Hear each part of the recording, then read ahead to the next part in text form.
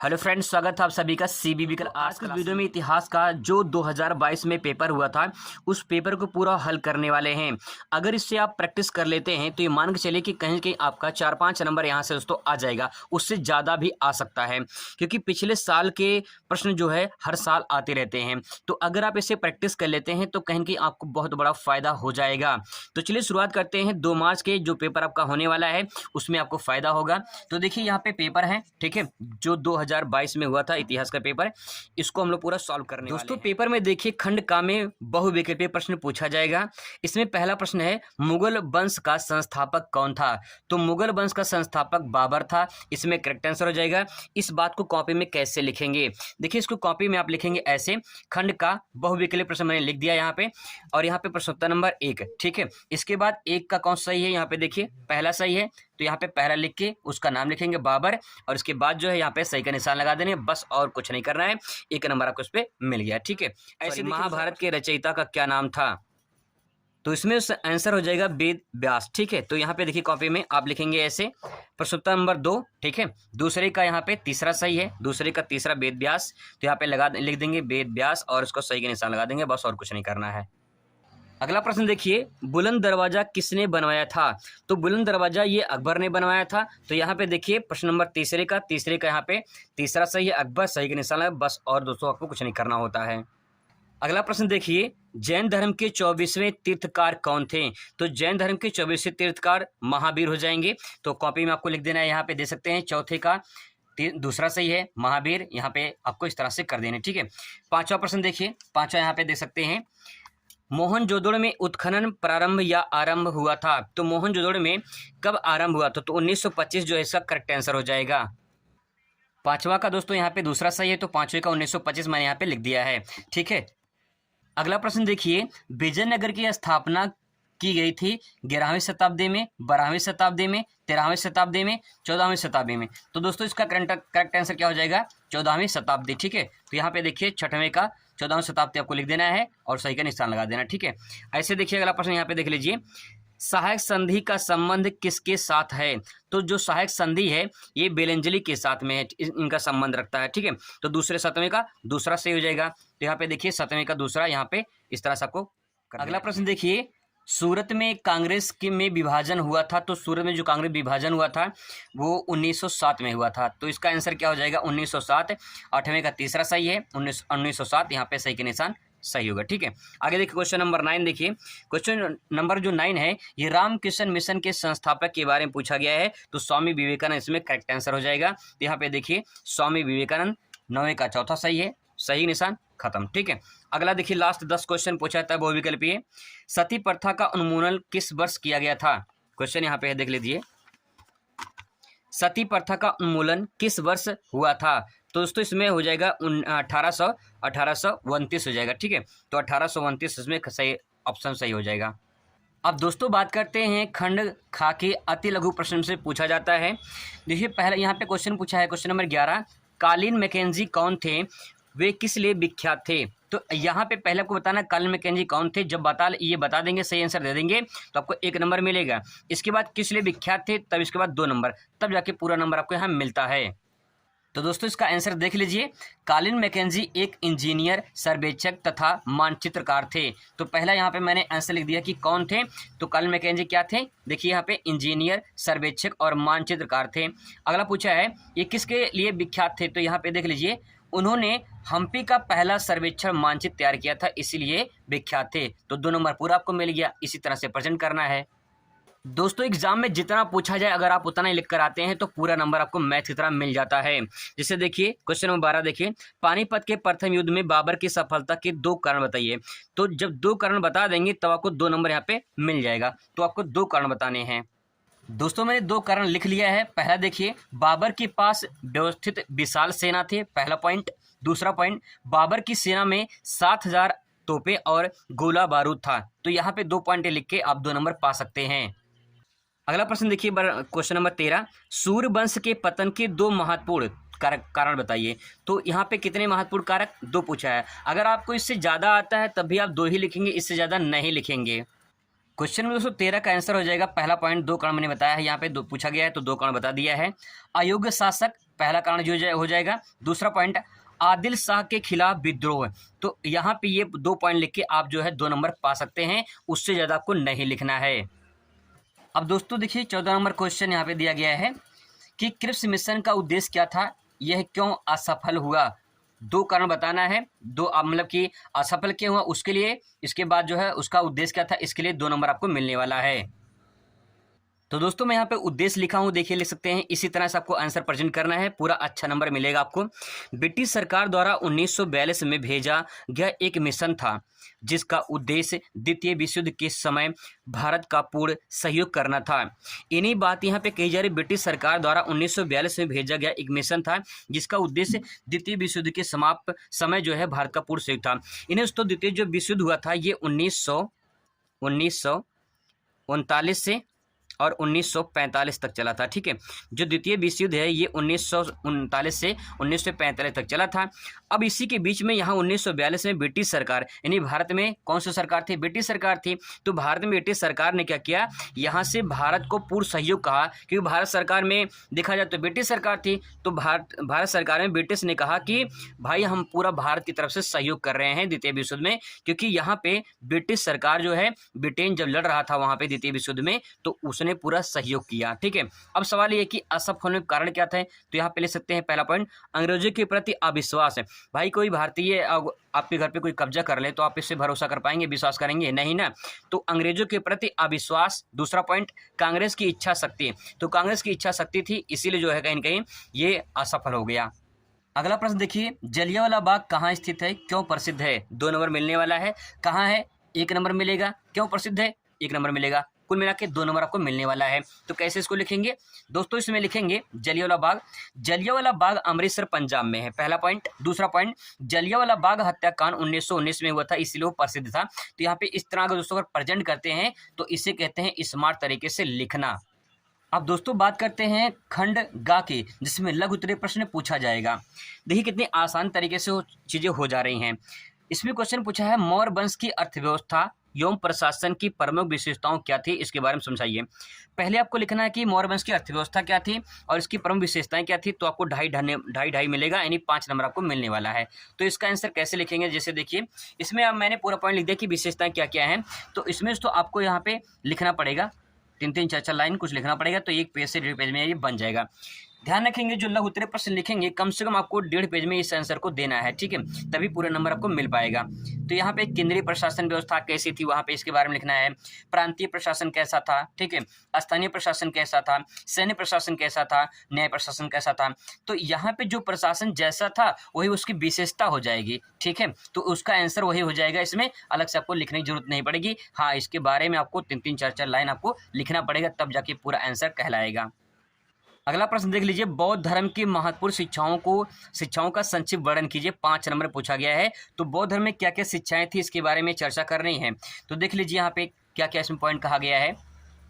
बौद्ध धर्म में क्वेश्चन नंबर 17 यहाँ पे देखिए, तो 17 में कहा है बौद्ध धर्म की महत्वपूर्ण शिक्षाएं, हेडिंग डालना आपको और लिखना है महात्मा बुद्ध के प्रमुख उपदेश उनके 4 आर्य सत्य हैं जिन पर विशेष बल दिया गया और जो इस प्रकार हैं। वो 4 आर्य सत्य क्या हैं, इन्होंने कहा था, जो शिक्षा दिया था कि दुख है समाज में, दुनिया में दुख है और दुख का कारण भी है, ठीक है, दुख है तो दुख का कारण भी है, और अगर दुख है कारण है तो दुख का कारण में दुखों की समाप्ति तृष्णा, यानी तृष्णा मतलब प्यास होता है कि नाश से संभव है। अगर दुख को समाप्त करना है, जो अंदर इंसान की प्यास है, प्यास का मतलब कि पानी पीना नहीं, प्यास का मतलब ये होता है कि जो इंसान लालच बस में कुछ भी करने को तैयार हो जाता है, अगर ये कुछ खत्म कर दे, कुछ कम कर दे, तो हो सकता है कि दुख जो कारण है उसका समापन धीरे धीरे हो सकता है।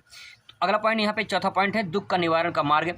तो दुख का निवारण का मार्ग इन्होंने अष्टांगिक मार्ग जो अपनाया था उसके बारे में यहाँ पे चर्चा की जा सकती है। तो यहाँ पे जो शिक्षा दोस्तों इन्होंने दिया है, ये 4 आर्य सत्य हैं, ठीक है, 4 आर्य सत्य हैं, जिसमें दुख है तो दुख का कारण भी है और दुख की समाप्ति की तृष्णा को नाश से संभव है, मतलब कि जो प्यास है अंदर, जो लालच है उसको खत्म किया जाए, उससे खत्म हो सकता है।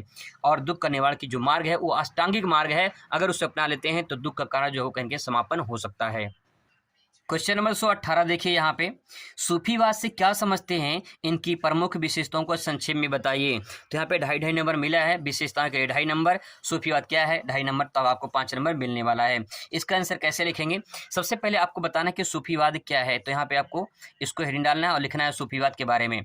सूफीवाद एक प्रबल मान्यता है कि मदीना के मस्जिद के सामने, मक्का मदीना नाम सुना होगा आप लोगों ने, सऊदी अरब में है, तो मदीना के मस्जिद के सामने एक सुफ्फा अर्थात चबूतरा था, जिस पर बैठकर जो संत प्रभु का ध्यान लगाता था उसे सूफी कहा गया। दोस्तों इसमें कहा गया मदीना के मस्जिद के सामने जो है एक चबूतरा बना था, जिसे सुफ्फा चबूतरा कहते थे। जो चबूतरे बैठकर जो संत प्रभु का ध्यान लगाते थे उन्हें ही सूफी कहा गया है। इस बात को इस तरह भी लिख सकते हैं कि सूफी दर्शन इस्लाम धर्म के मंच से विकसित होने वाला विश्व का एक प्रमुख धर्म है, जो मूल रूप से इस्लाम दर्शन पर ही आधारित है। तो यहाँ पे ये पॉइंट भी इसमें आप ऐड कर सकते हैं। इसके बाद यहाँ पे कुछ विशेषताएं हैं, विशेषताओं को भी आपको लिखना पड़ेगा कि सूफीवाद की विशेषताएं क्या हैं। देखिए पहला पॉइंट ले सकते हैं, ईश्वर की भक्ति पर बल देना, ये सूफीवाद की प्रमुख विशेषता मानी जाती है। दूसरा पॉइंट है मानव मात्र से प्रेम। मानव मात्र प्रेम से मतलब ये है कि मानव से अगर मानव प्रेम करता है तो कहीं न कहीं ईश्वर जो है मानव में ही बसता है, और ईश्वर जो है अगर मानव से प्रेम करता है तो ईश्वर से भी प्रेम कर लेता है।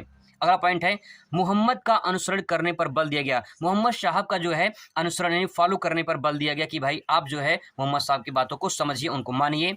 अगला है एकेश्वरवाद। एकेश्वर मतलब एक ईश्वर को माना गया है। तो सूफीवाद का माना था कि अगर ईश्वर है तो एक है, जैसे कहते हैं अल्लाह एक है, वही बात है यहाँ पे। अगला पॉइंट है ईश्वर की उपासना करना, ईश्वर की भक्ति में लीन होना, ईश्वर की उपासना करना अगर आप करते हैं तो सूफीवाद की विशेषता ये कहीं न कहीं आता है। तो इस तरह से इसका आंसर आप लिख सकते हैं। क्वेश्चन नंबर 19 देखिए, 1935 ईस्वी में अधिनियम के प्रावधानों पर प्रकाश डालिए। तो 1935 में अधिनियम में कौन कौन से अधिनियम यानी कानून बनाए गए थे, उनको हमको एक्ट जो कानून बनाए गए थे उनको समझना है। तो यहाँ पे देखिए थोड़ा समझने वाली बात है। यहाँ पे पहला पॉइंट लिख सकते हैं इसमें, संघ शासन की स्थापना की गई। ठीक है, यानी पहली विशेषता क्या ले सकते हैं, क्या प्रकाश डाला गया, तो यहाँ पे हम लिख सकते हैं कि संघ शासन की व्यवस्था किया गया, अर्थात यह संघ ब्रिटिश भारत के विभिन्न प्रांतों और देशी रियासतों को मिलाकर संगठित करना था। संघ शासन भारत में क्या था कि ब्रिटिश सरकार एक तरफ थी और देशी रियासतें एक तरफ थी। देशी रियासतों का तात्पर्य यह है कि जो रजवाड़े शासन होते थे, कहीं के राजा शासन करते थे, तो ब्रिटिश सरकार, पहले भारत में राजा शासन होता ही था, ठीक है, तो वही देशी रियासतें थी, उनको मिलाकर, किसको मिलाकर, ब्रिटिश सरकार और जो है देशी रियासतों को मिलाकर संगठित करना ही संघ शासन की व्यवस्था नींव रखी गई। अगला पॉइंट इसमें ले सकते हैं, संघीय विधानमंडल का जो है स्थापना करना, एक तरह से देखा जाए तो इसमें ये पॉइंट ले सकते हैं। अगला पॉइंट है कि 1935 में 3 सूचियां बनाई गई थी। इसमें जैसे कि आपने सुना होगा संघ सूची के बारे में, राज्य सूची, समवर्ती सूची, ये भी इसमें जो है 1935 में नींव रखी गई थी। इसके बाद आरक्षण और संरक्षण का जो भी इसमें जिक्र किया गया है। तो 1935 में जो एक्ट बनाया गया था अधिनियम, उसमें आरक्षण और संरक्षण का भी जिक्र किया गया है। आगे देखिए, संघीय न्यायालय भी बनाया गया है इसमें। तो 1935 जो नींव रखी गई थी उसमें संघीय न्यायालय का भी वर्णन किया गया है। तो ये कुछ पॉइंट है, इसमें प्रश्न में आपको लिख सकते हैं। अगर इनके बारे में लिखेंगे तो ये 1.5 पेज में आराम से हो जाएगा ये। इसके बाद दोस्तों क्वेश्चन पूछा भारतीय राष्ट्रवाद के उदय के कारण कौन कौन से हैं। तो भारत में राष्ट्रवाद क्यों जो है उसका उदय हुआ, उसका कारण क्या है। तो यहाँ पे कुछ पॉइंट है इसमें लिखने वाली बात है, ये आप उसको तैयार करना पड़ेगा आपको। देखिए 19वीं सदी के भारतीय पुनर्जागरण की प्रमुख विशेषताओं का वर्णन कीजिए। ये कुछ क्वेश्चन है जिससे आपको यहाँ पे तैयार करना, बाकी लॉन्ग क्वेश्चन यहाँ पे दिया गया है। जैसे लॉन्ग क्वेश्चन पूछा है कि वैदिक काल के सामाजिक और आर्थिक जीवन के संक्षिप्त वर्णन कीजिए। तो वैदिक काल देते यहाँ पे ध्यान रखिएगा इसको। हड़प्पा सभ्यता की प्रमुख विशेषताएं आपसे क्वेश्चन में पूछ सकता है। भक्ति आंदोलन से आप क्या समझते हैं, विशेषताएं के बारे में पूछा गया है यहाँ पे, भक्ति आंदोलन के बारे में। शाहजहां के मध्य एशियाई नीति की विवेचना कीजिए और असफल होने के कारण क्या थे। ये 10 नंबर दोस्तों सवाल पूछा जाता है, बहुत ही महत्वपूर्ण है। ठीक है, 2 क्वेश्चन यहाँ पे ध्यान रखेंगे ये। और यहाँ पे देखिए ब्रह्म समाज की स्थापना किसने की थी, इसके प्रमुख सिद्धांतों को लिखिए, भारतीय समाज पर इसके प्रभाव को स्पष्ट कीजिए। तो यहाँ पे 2 + 4 + 4 मतलब कुल 10 नंबर का आपको क्वेश्चन यहाँ से पूछा गया है। तो आपको यहाँ पे ध्यान में रखना है कि आपसे जो क्वेश्चन पूछा जाएगा लॉन्ग वाला, चाहे आपको ये आ रहा हो चाहे आपको ये आ रहा हो, इसमें से दोनों में से कोई एक कर देना है। अगर इसमें से कोई एक आ रहा है तो आपको इसमें से दोनों में से एक कर देना है। ठीक है, दोस्तों छोड़ना नहीं है, किसी भी कीमत पे क्वेश्चन आपको छोड़ना नहीं है, ये आपको ध्यान में रखना है। इसके बाद दोस्तों यहाँ पे डेट पूछता है, ठीक है। अब देखिए डेट मैं आपको बता दे रहा हूँ कौन कौन से इसमें डेट पूछे गए हैं। जैसे देखिए 322 में अगर डेट पूछेगा तो 325 लिखा हुआ है यहाँ पे। 325 के जो डेट यहाँ पे दे सकते हैं, 325 ईसा पूर्व है, ठीक है, ये ईसा पूर्व है, पल्लव वंश की स्थापना हुई थी, ठीक है, पल्लव वंश की स्थापना हुई थी 325 ईसा पूर्व में। आगे देखिए 185 ईसा पूर्व मौर्य साम्राज्य का अंत और कलिंग का युद्ध हुआ था। 78 ईस्वी, ये बहुत ही ज्यादा मोस्ट इंपॉर्टेंट, बार बार रिपीट होता है, बार बार पूछता है ये। इस आंसर को दोस्तों कॉपी में कैसे लिखेंगे, तो यहाँ पे देख लीजिए, कॉपी मैंने लिख दिया है दोस्तों। 25 नंबर क्वेश्चन यहाँ पे दे सकते हैं, जैसे कि यहाँ पे 325 ईसा पूर्व तो पल्लव वंश की स्थापना हुई थी। इसके बाद यहाँ पे ऐसे ही लिखना, आपको एक ही लाइन छोड़ के लिखेंगे ताकि स्पष्ट दिखाई दे, और आपको ऐसे ही लिखना है, ठीक है। 185 ईसा पूर्व मौर्य साम्राज्य का अंत हुआ था, यानी कलिंग का युद्ध हुआ। 78 ईस्वी मोस्ट इंपॉर्टेंट है, ध्यान रखिएगा, कनिष्क का राजारोहण हुआ था। और 1206 ईस्वी में दिल्ली सल्तनत की स्थापना हुई थी। और यहाँ पे देख लीजिए 1526 में पानीपत का प्रथम युद्ध जो बाबर और इब्राहिम लोदी के बीच में हुआ था। 1576 हल्दी घाटी का युद्ध हुआ था। यहाँ पे जो ये डेट वाला जो दोस्तों है ये बहुत ही महत्वपूर्ण है, और यहाँ से 10 नंबर क्वेश्चन आपका पक्का हो जाता है अगर आप इसे कर देते हैं तो। 1674 ईस्वी में क्या हुआ था, छत्रपति शिवाजी महाराज का राज्याभिषेक हुआ था। 1828 में ब्रह्म समाज की स्थापना हुई थी, राजा राम मोहन राय ने की थी। और 1942 में भारत छोड़ो आंदोलन शुरू हुआ था। और 1950 पूछा गया था, भारत में संविधान लागू हुआ था। और सबसे बड़ी बात है कि हमारे देश के प्रधानमंत्री मोदी जी का जन्म भी 1950 में हुआ था। तो दोस्तों यहाँ पे जो यहाँ पे पूछा गया ये मैंने पूरी तरह से कॉपी में लिख दिया, और आपको इसी तरह से कॉपी में प्रेजेंट करना है, एक लाइन छोड़ के लिखना है ताकि वो स्पष्ट दिखाई दे और आपको पूरा नंबर यहाँ से आसानी से मिल जाए। इसके बाद दोस्तों यहाँ मानचित्र कार्य पूछता है, इसको भी कवर कर लेते हैं। दोस्तों जो मानचित्र वाला प्रश्न पूछा जाता है, देखिए इसमें कहा गया है कि दिए गए भारत के रेखा मानचित्र पर निम्नलिखित स्थानों पर ये चिन्ह आपको बनाना रहेगा, ठीक है। जहां भरेंगे ये चिन्ह बनाना रहेगा और आपको मानचित्र मिलेगा, क्योंकि यहाँ पे कहा गया है दिए गए भारत के रेखा मानचित्र में, तो आपको मानचित्र मिलेगा, घबराना बिल्कुल नहीं, मानचित्र आपको मिलेगा। फिर मानचित्र को कैसे कहाँ बांधना है, क्या करना है, उसको भी ध्यान से सुन लीजिए, क्योंकि बहुत सारे लोग ऐसी गलतियां कर देते हैं जिनको मानचित्र भरने में समस्या होती है, मानचित्र भरने आता नहीं है और उल्टा सीधा भर देते हैं, और उसके बाद जो है कहीं इधर उधर गलत लगा देते हैं। तो आपको सही तरीके से लगाना है, कैसे लगाना है देख लीजिए मैं कैसे लगा रहा हूँ। पहले आप समझ कैसे भरना है इसको, देखिए चिन्ह द्वारा दर्शाइए, उनका नाम लिखिए, आपको इस तरह दर्शाना है, उनका नाम लिखना है, सही नाम सही स्थान दर्शाने के 1+1 यानी आपको दोस्तों 2 नंबर मिलेगा। तो 10 नंबर यहाँ मानचित्र से आपको मिलने वाला है, ये आपका 10 नंबर फिक्स हो जाएगा। विश्वास करिए, भरोसा करिए, 10 नंबर मैं आपको फिक्स करवा दूंगा। अब देखिए यहाँ पे क्वेश्चन इस तरह से पूछा जाएगा। पहला क्वेश्चन है, वह स्थान जहाँ सिंधु घाटी सभ्यता का बंदरगाह स्थित है।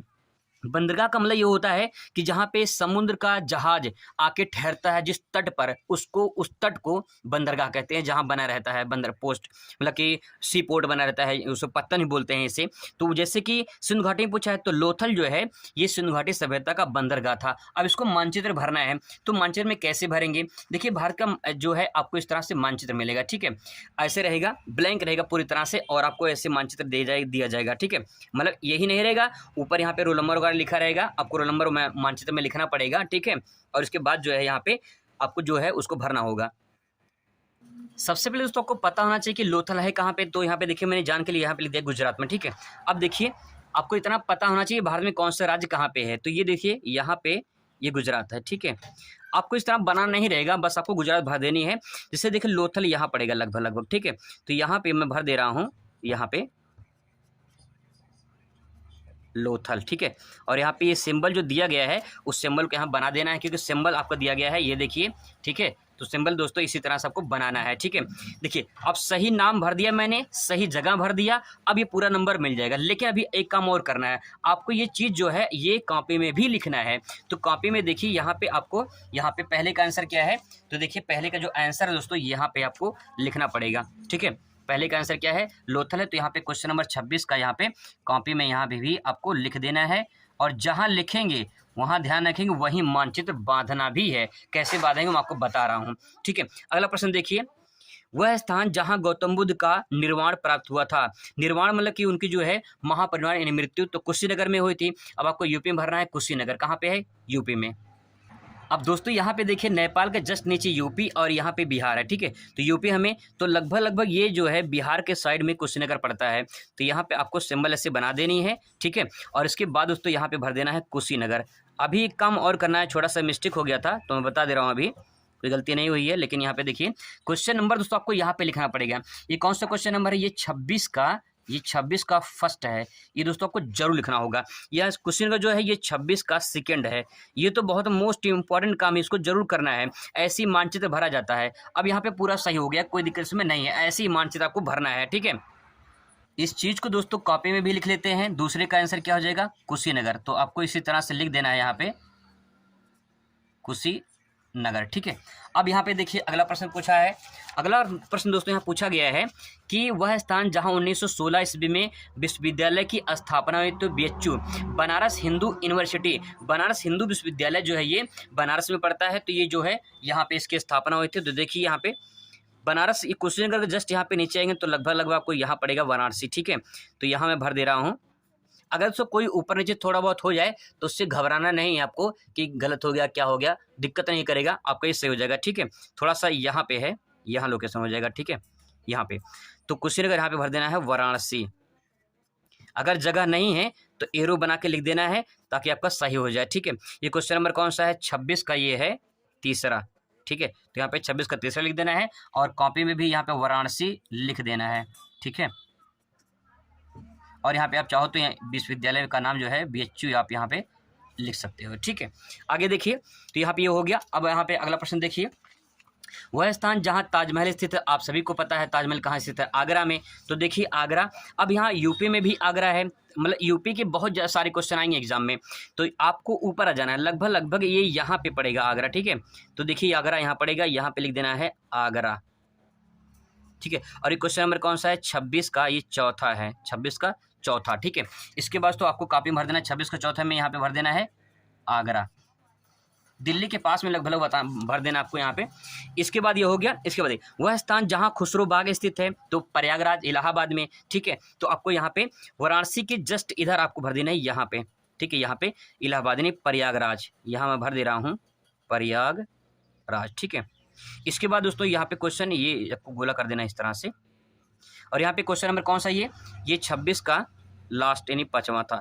इसी तरह दोस्तों को भरना है। थोड़ा सा बहुत ज़्यादा सट गया है, लेकिन आप जब भरेंगे तो जगह नहीं रहेगा, एरो बना के लिख देना, कोई दिक्कत नहीं है, ठीक है। आपका आसानी से सही हो जाएगा। अब देखिए यहाँ मैं भर दे रहा हूँ यहाँ पे प्रयागराज यानी इलाहाबाद, तो यहाँ पे प्रयागराज हो जाएगा। अब दोस्तों ये हो गया। अब इसको क्या करना है? ये मानचित्र तो ऐसे मिलेगा, ठीक है, आपको ऐसे मिलेगा ये मानचित्र। तो आपको जब ऐसे मिलेगा तो इसको कहाँ रखेंगे? इसको तो आपको धागा मिलेगा, ठीक है, धागा मिलेगा। धागा लेकर आपको जो है कॉपी में बांधना है। कहाँ बांधना है देखिए जरा दोस्तों, कॉपी आपको ऐसे कर लेनी है, ठीक है। जब कॉपी आपका ऐसे हो जाएगा तो आपको यहाँ पे सेंटर पॉइंट में यहाँ पे मानचित्र को देखिए ऐसे रहेगा। ये लंबाई में नहीं बांधना है, मानचित्र को आपको ऐसे बांधना है, ठीक है। कॉपी के जब ऐसे अगर बांधेंगे तो बाहर निकल जाएगा, लेकिन अगर ऐसे बांधेंगे तो कॉपी के बराबर ही आएगा, उससे बाहर नहीं जाएगा। आपको यहाँ पे करके ऐसे लगा देनी है और फिर इस कॉपी को जो है आपको पैक कर देनी है। इस कॉपी को क्या कर देना है? ऐसे पैक कर देनी है। इसके बाद यहाँ पे धागा लेकर जो है यहाँ पे धागा लेकर बांध देनी है, ठीक है। जब धागा लेकर बांध देंगे तो कॉपी वो जो पेज आपका है कहीं निकलेगा नहीं और आपका जो 10 नंबर मानचित्र में मिलने वाला है वो आपका बचा रहेगा। तो दोस्तों ये पूरा का प्रश्न मैंने करवा दिया है। यहाँ पे ये डेट भी हो गया, ठीक है, यहाँ पे मानचित्र भी हो गया, सब कुछ हो गया। तो यहाँ पे दोस्तों ये 2022 का क्वेश्चन अगर आप सॉल्व कर लेते हैं तो आपको बहुत बड़ा फायदा होगा। मिलते हैं दूसरे वीडियो में। Thanks for watching.